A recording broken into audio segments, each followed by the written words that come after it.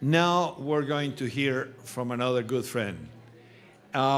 He has been a congressman that has worried and has worked against unemployment all the time that he has been in the Congress and before. Before that, he has been working with education and with health and with any single issue that is important to the Hispanic community.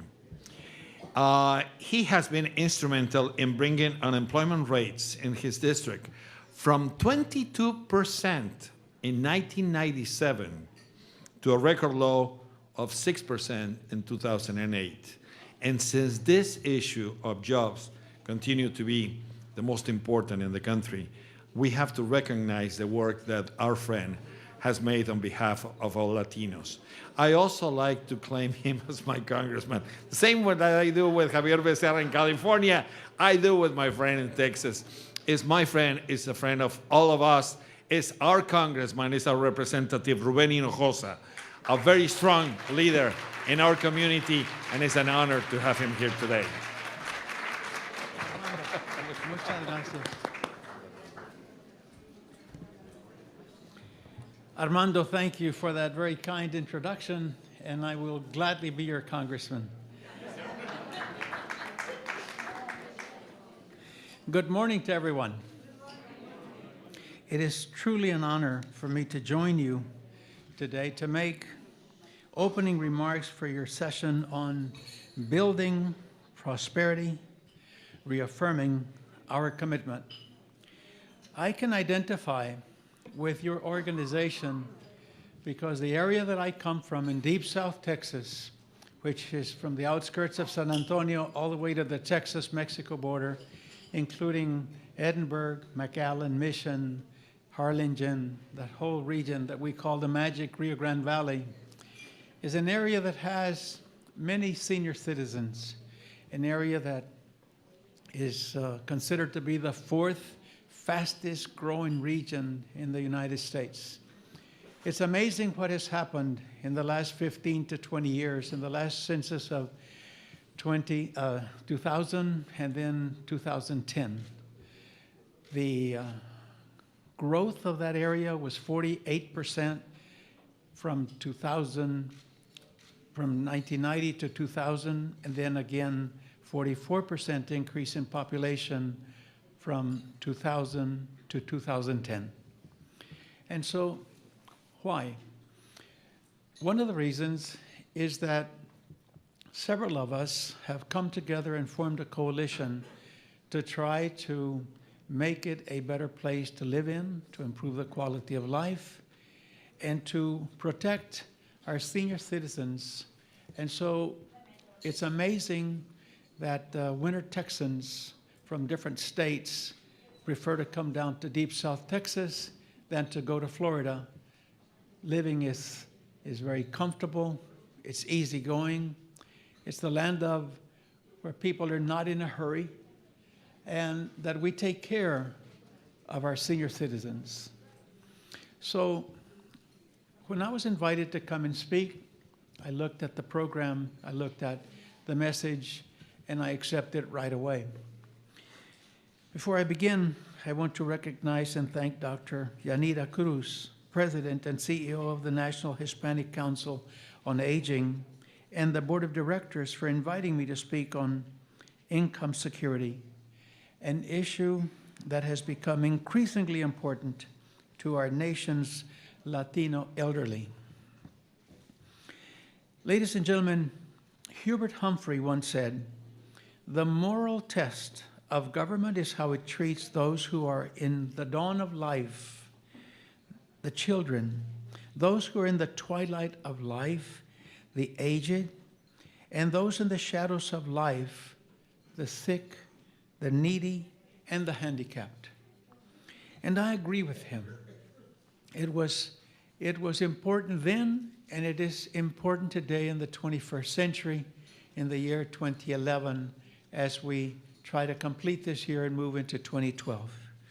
While Congress and the President must work to reduce our nation's deficit, I believe that we cannot balance the federal budget on the backs of our nation's most vulnerable populations, and that is our seniors, the poor, the sick, and our children.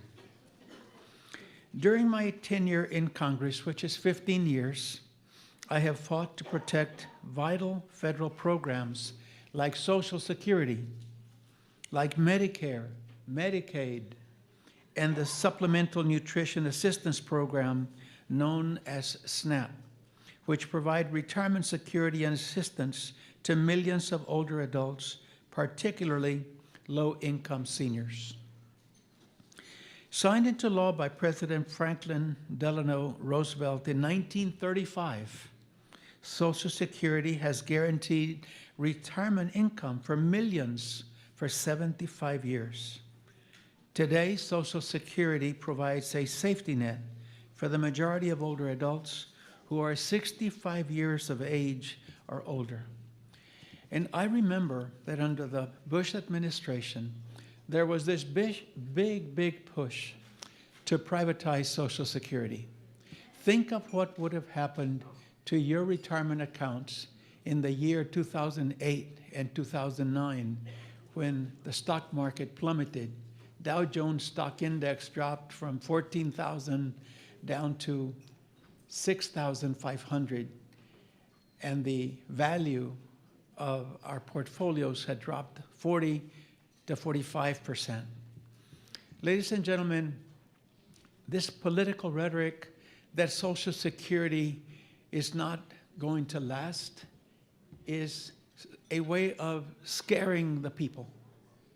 If it has lasted 75 years under the direction of the Congress and the direction of the administrations in the past, it will continue under our watchful eye and make sure that it is there for you and for your parents and for those who qualify for Social Security.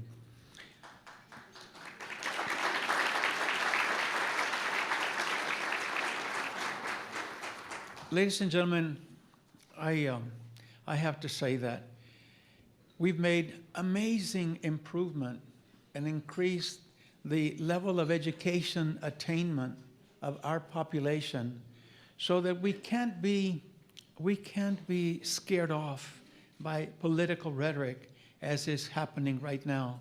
Yes, we have spent a lot of money and we do owe over $14 trillion in our country, but there are reasons for that.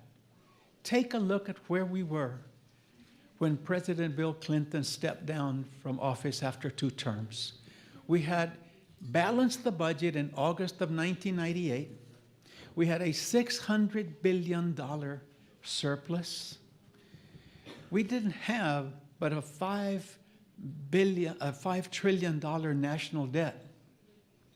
And the new president came in, and with all due respect to him, he blew it. He made decisions that now looking back were not the right decision, and that was to go to war against Iraq. I voted against that resolution. I told the president on the House floor, Mr. President, I hope you're watching our debate on this resolution that says that you want to go to war against Iraq. And for these reasons, I am going to tell you that I am going to vote against the commander-in-chief. And I listed them. I was told that I was gone, that I'd be replaced at the next election because you never vote against the commander-in-chief. I said, I think that I came here not to be popular with the commander-in-chief. I came here to represent the people that I have in Deep South Texas. And by talking to them in all 12, 13 counties, 2/3 said, vote against it. If you say that that is the right thing to do, we will support you. And sure enough, it was the right thing to do.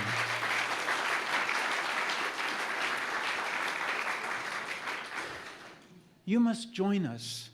Those of us like Javier Becerra, who spoke to you earlier this morning, and many more in our leadership who are intelligent, well-educated, knowledgeable.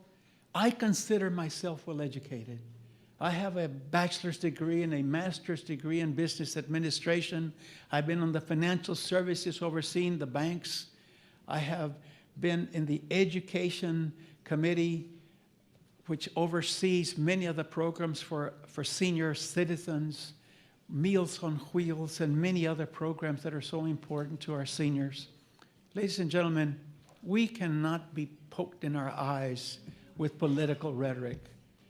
You must stand up and you must use your voices. You must use the modern technology of the internet and fax and email and speak up to protect these programs that are so important.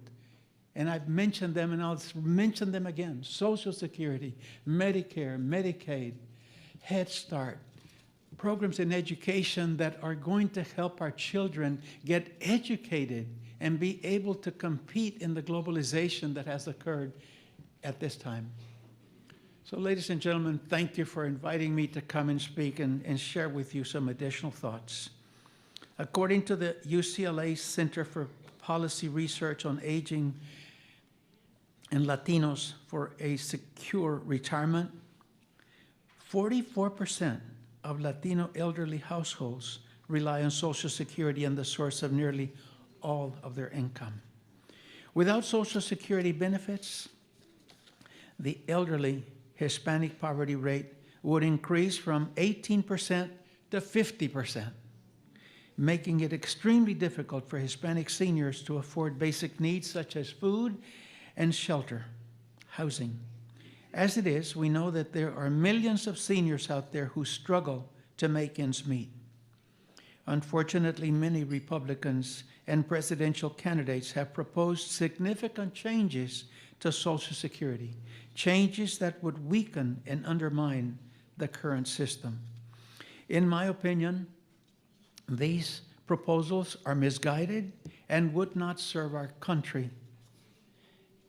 I applaud President Obama for taking Social Security off of the deficit reduction table, and I intend to continue to work with my congressional colleagues and the White House to protect our current Social Security system, and I hope you will too.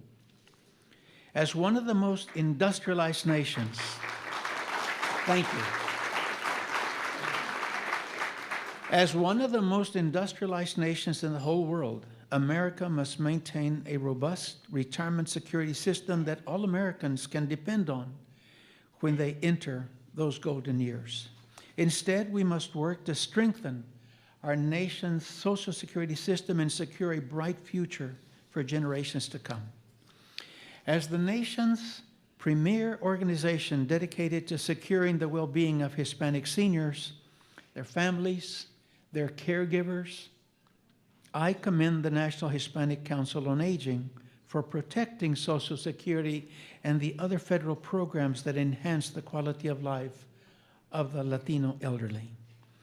As Congress addresses these issues in the coming months, I look forward to working with you to ensure that Hispanic seniors have secure and healthy lives. Again, thank you for inviting me to speak today, and I will be glad to take any questions you might have.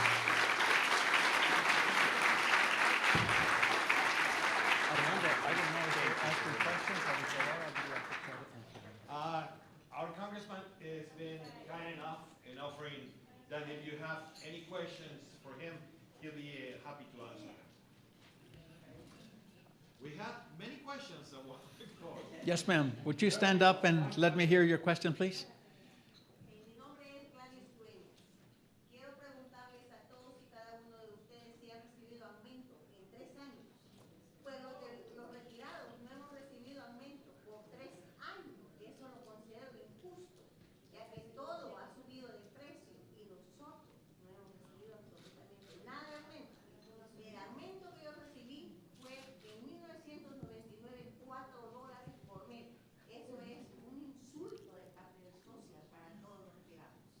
Tiene razón por estarse quejando, señora.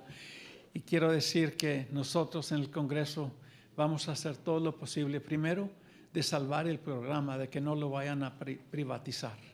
Y segundo, que sabemos que ese déficit que tenemos ahora, la deuda nacional de 14 trillones de dólares, es algo que requiere que se hagan unos cortes y ajustes. Pero que sepan ustedes que les di una razón en inglés de la situación al terminar su segundo término el presidente Bill Clinton y que debíamos solamente menos de 6 trillones de dólares. Pero las guerras que hemos tenido en Irak y Afganistán, más otras crisis que ha habido, ha causado que crezca a los 14 trillones, no tan solo eso, pero otras razones más. I've said that the growth from 6 trillion to 14 trillion has many reasons, but the fact that we were fighting 2 wars added to that national debt. Many other reasons, which I will not go into detail, but know that we must address that 14 trillion debt because 40 cents out of every dollar that we pay in taxes is used to pay the interest owed on that principal on the loans and bonds that we sold to countries like China, to Japan, Canada, Russia, and many other countries. So it must be addressed. You are going to have to work, but also fight so that those that are the millionaires, those that are making the big bucks, that they pay their fair share to help us balance the budget. With that, I thank you.